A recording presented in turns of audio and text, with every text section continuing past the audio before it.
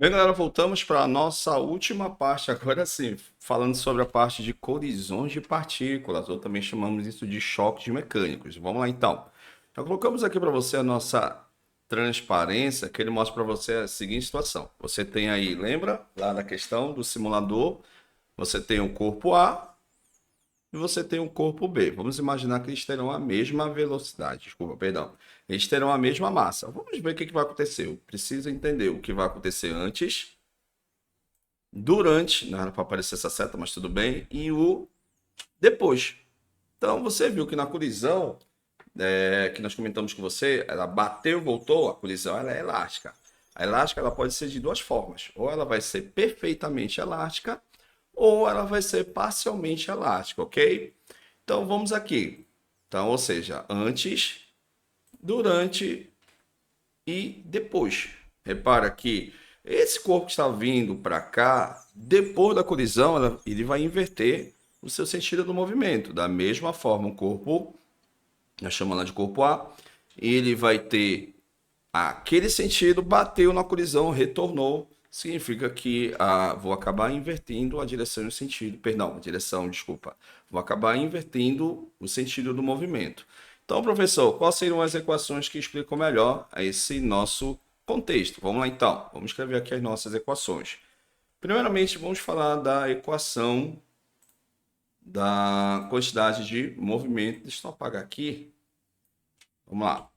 Então, vamos lá. Então, a primeira situação que nós temos que comentar com você é a parte da matemática. Lembra que a quantidade de movimento antes tem que ser igual à quantidade de movimento que, professor, depois, tá? Lembra? Precisa conservação da quantidade de movimento. O que acontece antes tem que acontecer depois. Lembra que eu tenho aqui duas partículas, tá? Corpo A e o corpo B.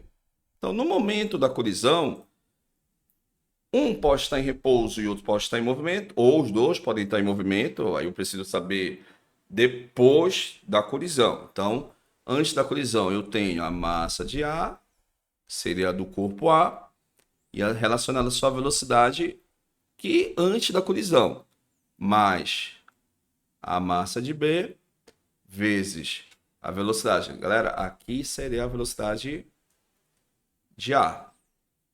Velocidade de B, isso depois da colisão. Então, depois da colisão, eu vou ter massa de A, continua sendo a mesma, né?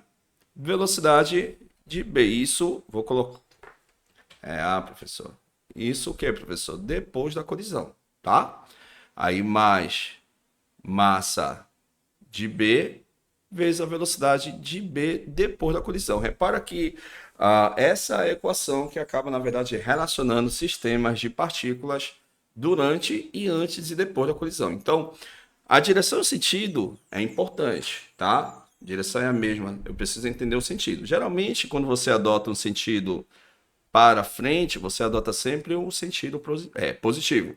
Caso você adote o sentido para trás, você adota um sentido negativo, ou seja, é uma convenção, tá? Mas, independente da situação, segue esse princípio.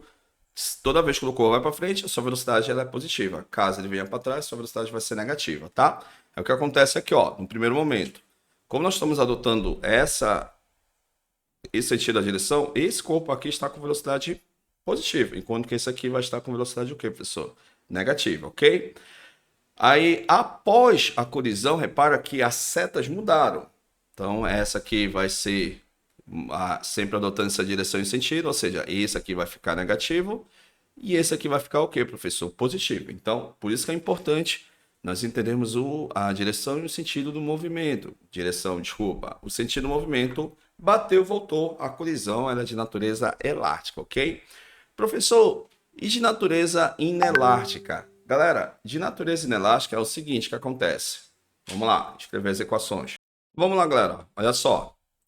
Então, na colisão de natureza inelástica, vamos escrever aqui, ó, inelástica. O que acontece? Lembra? Se chocou, vão reparar que para onde tiver maior massa, é para onde vai estar apontando a direção e o sentido do movimento, ok?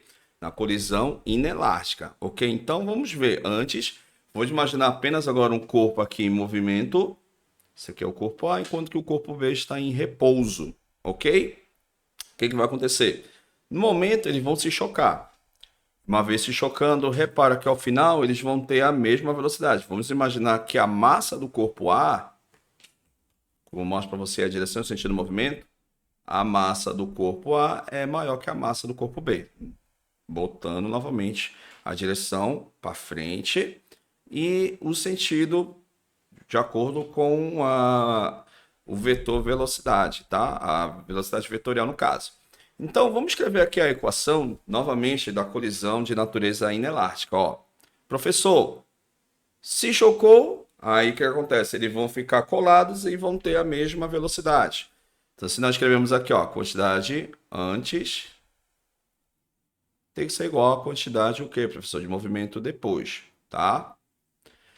O antes, vamos lá, massa do corpo A, velocidade do corpo A, mais massa do corpo B,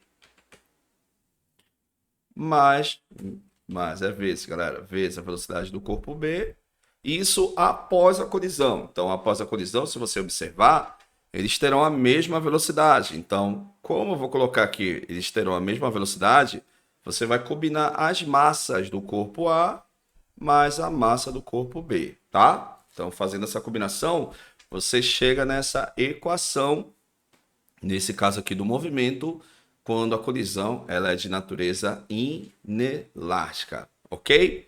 Uma coisa que é interessante entendermos é o seguinte, ó.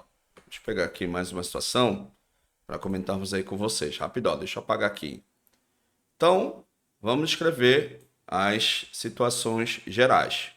Na colisão elástica, repara que se eu estou falando de velocidade, eu estou falando de energia cinética. Então, a energia cinética antes vai ser igual à energia cinética depois. Lembra, na colisão inelástica. Bateu, voltou, bateu com a mesma velocidade, retornou com a mesma velocidade, a colisão é de natureza elástica. Então, essa aqui é de natureza elástica, ou também chamamos isso de perfeitamente elástica. Caso aconteça o seguinte, ó, professor, ele bateu, se chocou com uma energia cinética maior do que após a colisão. Então, a energia cinética antes, ela vai ser maior que a energia cinética o quê, professor? Depois, tá? Beleza? Energia cinética depois. Então, isso nós chamamos de parcialmente